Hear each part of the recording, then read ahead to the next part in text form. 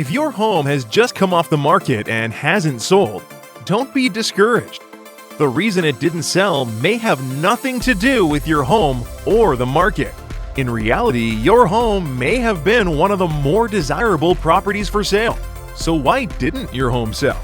Before you even think about your next step, review your previous one first using the following as a guideline.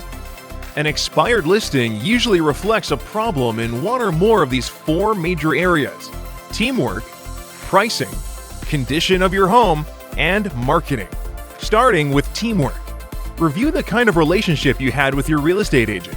Was communication between the two of you always open, honest, and comfortable? For example, did you receive detailed and dependable feedback on the progress being made on the sale of your home?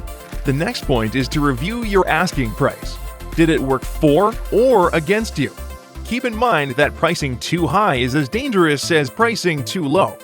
How was the condition of your home?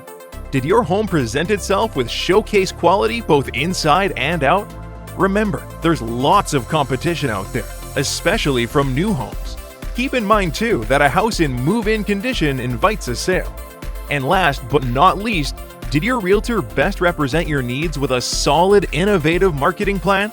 Remember, one of the first steps in your selling plan involves finding a real estate agent who will best market your home. When shopping around for an agent, be sure you compare their knowledge and experience.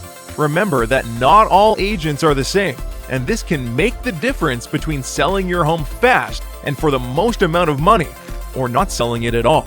To assist home sellers, industry insiders have prepared a special report entitled "How to Sell Your House That Didn't Sell" to help avoid making the same mistakes twice.